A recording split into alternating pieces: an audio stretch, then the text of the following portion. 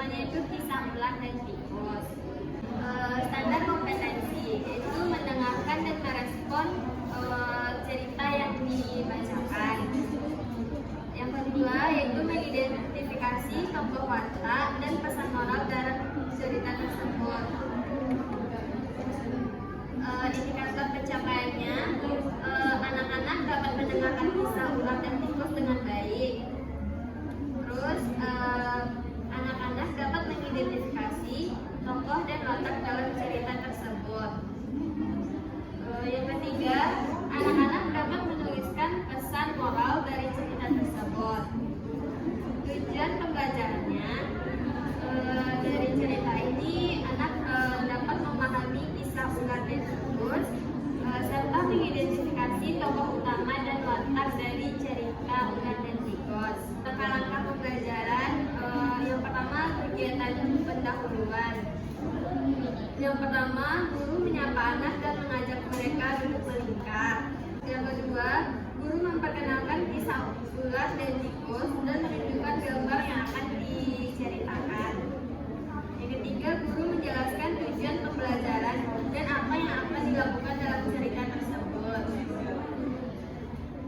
Lanjut, kegiatan intinya, guru menceritakan kisah ular dan tikus sambil menunjukkan buku cerita tersebut. Lalu guru menjelaskan tokoh-tokoh dan peristiwa yang terjadi di dalam cerita. Bukan apa yang telah mereka pelajari dari cerita kisah ular dan tikus. Lalu guru memberikan pujian dan apresiasi kepada anak-anak atas partisipasi mereka. Dan terakhir, guru mengakhiri kegiatan dengan mengucapkan salam. Cukup sekian RPP dari kelompok kami. Kita kembalikan kepada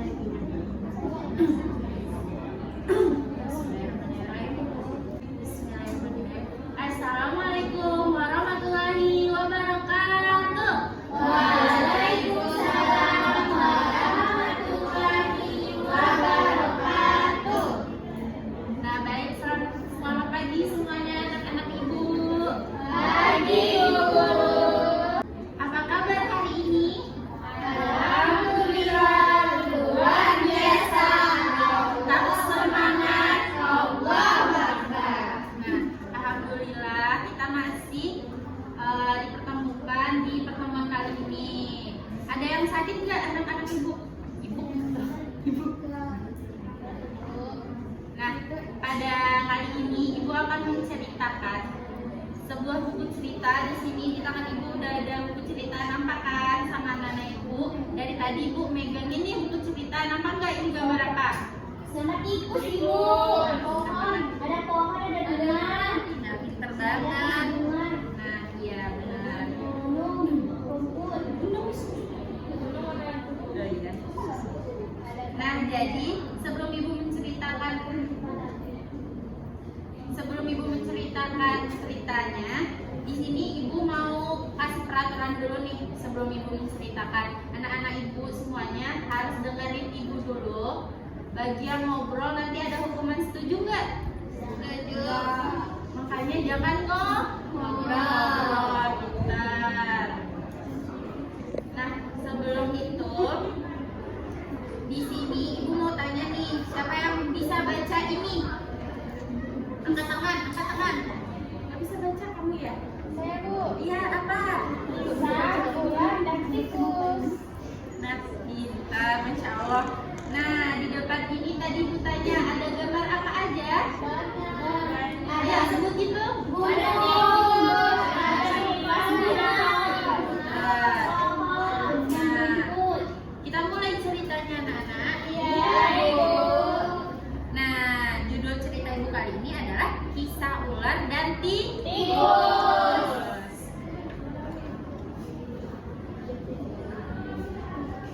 Nah, pada suatu hari ketika di gurun pasir terdapat seekor ular yang sedang kelaparan. Sayangnya, ia tidak mempunyai makanan sedikit pun. Pada gurun pasir itu juga hiduplah seekor tikus yang tidak yang keberadaannya tidak jauh dari ular tersebut. Namun, ia sedang asyik melahap makanannya. Sebenarnya, sang ular sangat ingin memangsa tikus. Sedangkan tikus berusaha mencari akal agar ular tidak lari berniat memangsanya. Ular tersebut menjadi sangat tidak senang melihat kelakuan tikus yang terlihat angkuh karena memiliki makanan yang berlimpah. Dengarkan ucapanku, wahai tikus yang angkuh. Aku pasti akan mendapatkan tubuhmu yang mungil dan lezat itu, ujar ular tersebut.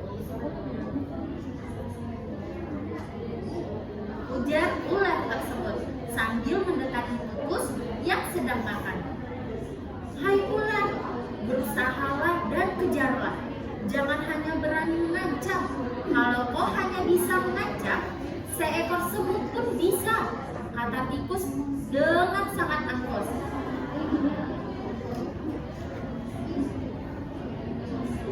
Ular kemudian sangat marah mendengar ejekan tikus. Ia lalu kembali ke sarangnya dengan perut yang lapar. Sedangkan tikus malah melahap makanannya dengan sangat angkuh. Waktu terus berjalan, tetapi ular tidak juga menemukan makanannya. Ia juga enggan untuk keluar dari sarangnya. Sementara itu, tikus juga lelah. Tikus sudah lelah di dalam sarangnya karena kekenyangan. Karena masih lapar dan melihat tikus yang sudah terlelap, membuat ular segera mengendap-endap mendekati sarang tikus tersebut. Meskipun ia sangat kesal terhadap tikus, kini ular telah berada di sisi tikus yang sedang tidur pulas. Hai tikus, aku sudah berada di sebelahmu dan siap untuk menyantapmu, kata ular yang mengancam. Namun bukan merasa panik. Tikus yang terbangun dari tidurnya malah berpura-pura menguap. Di balik ketenangannya, tikus pun mulai memutar otak agar bisa lolos dari cengkraman sang ular. Hah, tunggu dulu ular, sahabatku, ujar tikus. Kalau kau ingin memakanku, kau harus berpikir dulu. Kita hanya berdua di sini, tidak ada hewan lainnya. Jika kau memakanku, maka kau akan sendiri dan kau tidak akan mempunyai teman yang dapat kau ajak untuk mencari makan, kata tikus merayu kepada ular. Tikus pun tidak berhenti sampai di situ saja. Ia juga berusaha untuk membuat ular menyesali perbuatannya jika ia memakan tikus.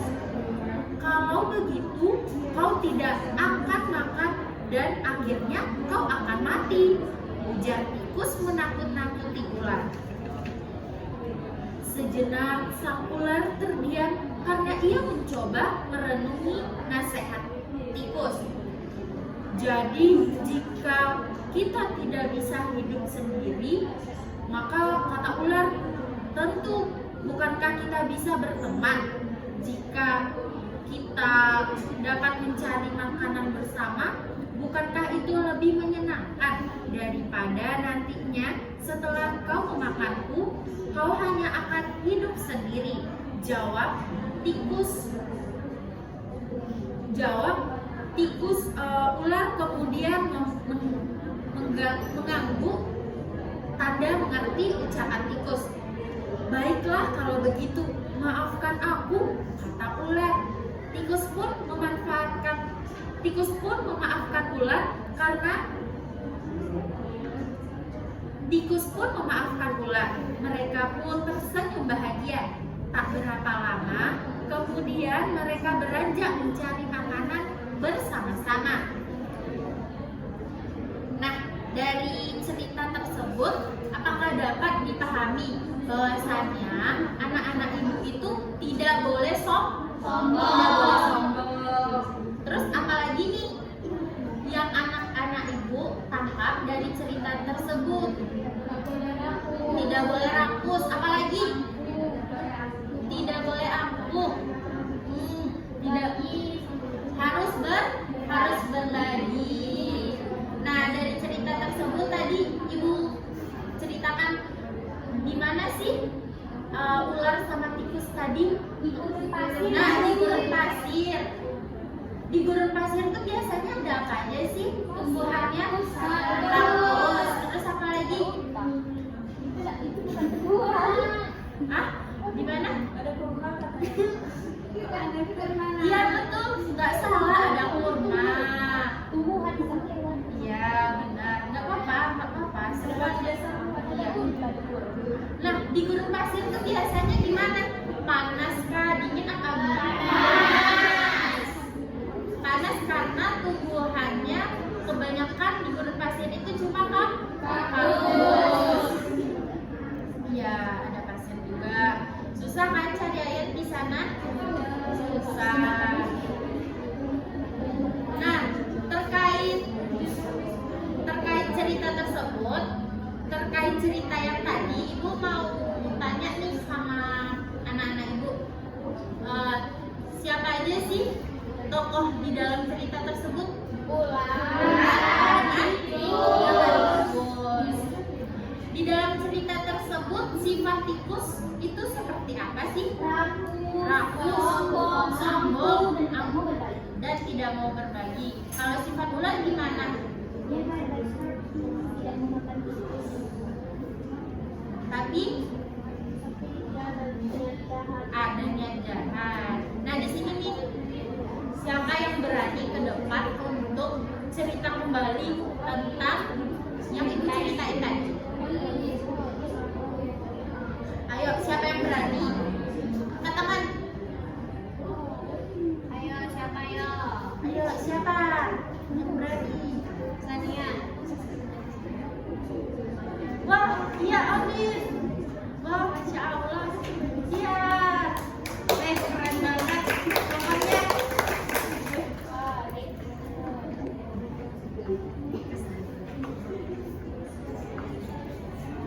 Ayo dengarkan ya teman-temannya. Kalau Olive ya namanya ya. Ya kan kita nggak kenal kan sebelumnya.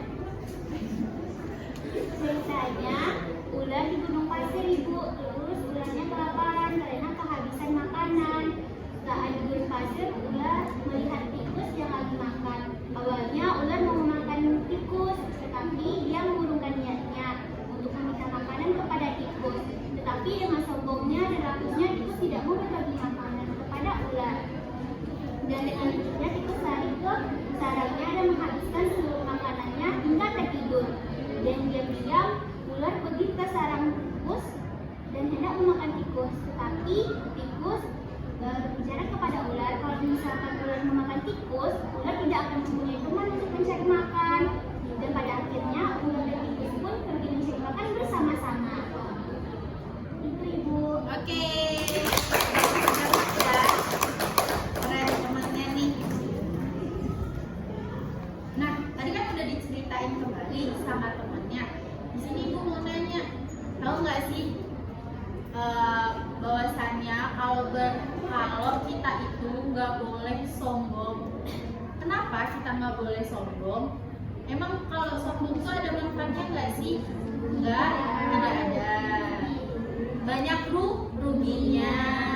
Terus sifat ularnya tadi juga nggak boleh hanya menggertak orang. Kita tuh nggak boleh marah-marah nggak jelas. Kita apalagi sama orang tua kalau nggak dikasih jajan kita marah-marah merayu, itu tidak boleh. Kayak sifat ular tadi cuma hanya menggertak dan mengancam tikus kalau tidak memberi makanan dia akan memakan tikus.